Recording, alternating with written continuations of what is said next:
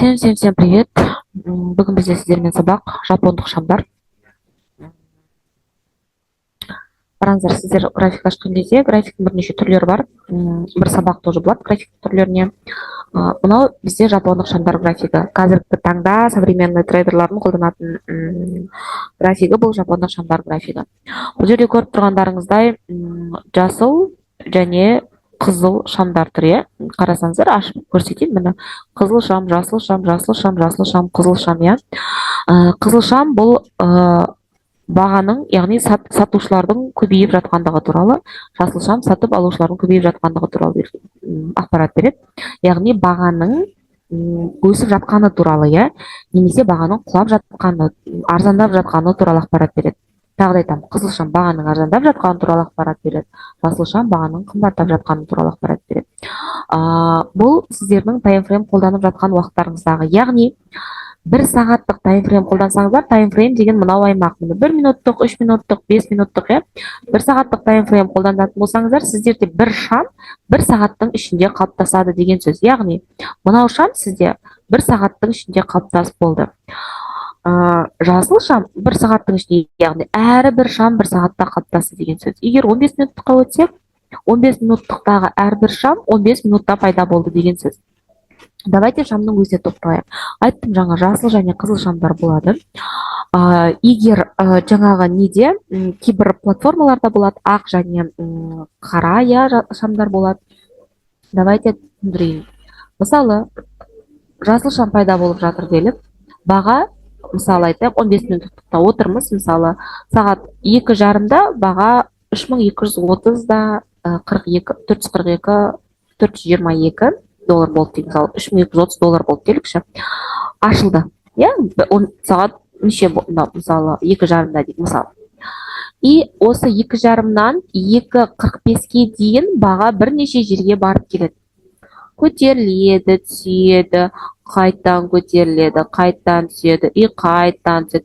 Біз ашылған бағамыз мына жерде, ұмытпаңыздар, түседі, қайттан, яғни 15 минутта бұл бірнеше қозғалыс жасау мүмкін.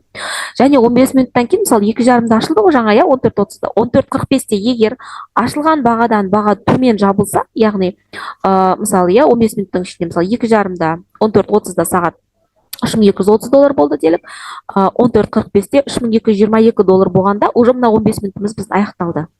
15 минутымыз аяқталды. Осы жерде пайда болған шам бізде қызыл болады. Неге? Себебі біздің ашылған бағамыздан жабылған бағамыз арзан, төмен. Сондықтан бізде шам қызыл болады. Яғни сатушылар көбейді, немесе жаңағы бағаның арзандағанын білдіреді. Біздің ашылған бағамыз бен жабылған бағамыздың арасындағы қозғалыс мынау денесі ретінде белгіленеді. Ал барып келген жолы бағаның, мынау тұрған, мынау барып келген жолы полностью бізде ол фитиль деп аталынады, немесе көлеңкесі деп аталынады. Графикте бізде міне денесі мынау қанық қызылға боялады толықтай. Ал барып келген жолдары мынандай міне сызық сияқты, жіп секілді көрінеді. Бұл фитиль деп аталынады, немесе көлеңке деп жатайды. Міне жіп көріп тұрсыздар ғой, төмен жағында. Бұлар бізге бірнеше ақпарат береді. Яғни осы 15 минуттың ішінде мынау қызыл шам ашылған бағасы, тағы айтам, жоғары жақта болады қызыл шамның, мысалы міне 3289 доллар 657 цент. Жабылған кезде, мысалы сағат 18:45-те 3276 доллар 630 цент болды. Ал осы 15 минуттың ішінде барып келген бағаның максимумы мына фитильдің максимумында тұрады, міне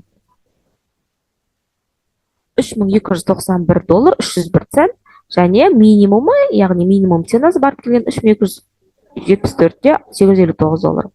Получается, мына бір свечаның қалыптасуына 15 минут өтті. Бұл бір свеча бізге 4 түрлі ақпарат береді. 15 минутта баға, мысалы сағат 6:45-те 6:30-да баға ашылды 3289 доллар 784 центтен, жабылды 15 минуттан кейін 3276-да 683-тен. Бағаның максимумы мұнда барды, минимум мұнда барды деген бізге ақпарат береді.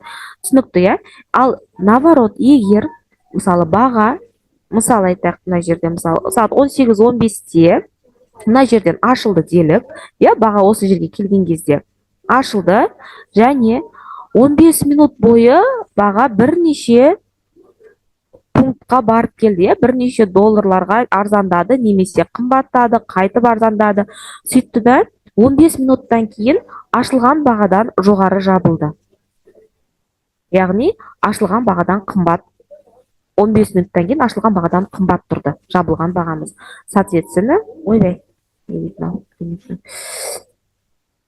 қымбат тұрды. Осы екеуінің ашылған және жабылған бағаның арасы бізде бұл денесі деп аталынады. Және мына екі барып келген жолы, просто бағаның барып келген жолы, бұл фитилі деп аталынады. Мұнаның іші жасылға боялады. Себебі мына жасылға боялады. Неге? Себебі біздің бағамыз қымбаттады, иә? 15 минут бұрын қандай еді? 15 минуттың ішіне белгілі бір долларға дейін қымбаттады. Сондықтан бізге бұл просто наглядно сразу түсінуге мүмкіндік береді. Мына 15 минуттың ішінде баға осындай долларға қымбаттаған екен ғой. Қанша долларға қымбаттағанын білу үшін, вот міне ашылған бағасы астында болады. Жасыл свечаның астынан қарайсыздар, 3227 доллар, и үстінен қарайсыздар. Просто бір-бірінен тупо математика, мұнда енді азайтасыздар, қанша долларға қымбаттаған білуге болады. Максимум осы 15 минуттың ішіне қайда барып келді баға, міне максимум фитильдің жоғарғы нүктесі 3243 доллар, және минимумы фитильдің төменгі нүктесі 3216 доллар. Получается, бізде свеча, әрбір свеча 4 ақпарат береді. Осы белгіленген таймфреймде бір свечаңыз бағасы максимум қай жерге дейін барды, минимум қай жерге дейін барды, және бағаның ашылған және жабылған бағаларын береді. Түсінікті, иә? Соответственно, бағаларын береді. Тағы не екен дедім. И бізде әрбір свеча белгілі бір таймфреймде жұмыс жасайды. Мысалы, міне қызыл свечаңыз тұр. Қызыл свечаның образованиясына 15 минут уақыт кеткен. Осы 15 минуттың ішінде баға ашылды 3289-705-тен, жабылды 3276-819-дан. Максимум барды міне 3291-023-ке дейін, минимум барды 3275-209-ға дейін. Бұл әрбір трейдер үшін маңызды ақпарат. Себебі біз свечалар бойынша, свеча бізде бұл трейдингте әліппе сияқты ғой, әріп сияқты, әліппедегі, точнее, әліппедегі әріп сияқты. Әрбір свечаны қосып, потом біз ары қарай уже оқуды үйренеміз. Ол уже стратегия деп аталынады. Сондықтан әрбір свечаның не үшін пайда болғаны туралы бізге ақпарат маңызды. Мысалы, мына жерде, мына свеча арқылы біз естеміз, сатушылардың күші азайғаны туралы ақпарат аламыз. Неге? Себебі сатушылар мына свечаны әдемілеп жасылға қарай көтеруге, немесе жағы өздерінің айтқанда позициясы ұстап тұрған күші жетпегендігі туралы ақпарат беріп тұр. Мына қараңыздар. 3303-те 666 ашылған, жабылған бағасы төменде 3303-те 059-да жабылған. Максимум барған бағасы мына жерде тұр, 3308-де 323, минимум барған бағасы мына жерде тұр, 3302-де 452. Осындай бірнеше ақпарат береді бізге әрбір свеча. Тағы айтам, әрбір свеча тұрады денесінен және фитилінен. Ол денесі дегенде полностью қанық боялған жері, и фитиль деген бағаның сол таймфрейм арасында барып келген просто жолы. Все, осымен бүгінгі біздің кішігірім шамдармен таныстыру сабағымыз аяқталды. Қызықты болса лайк басыңыздар, түсінбеген жерлеріңізді комментарий жазыңыздар. Қандай тағы да менен ақпарат алғыларыңыз келеді, оны да жазып кетіңіздер. Каналға тіркеліп қойды, ұмытпаңыздар. Келесі кездескенше.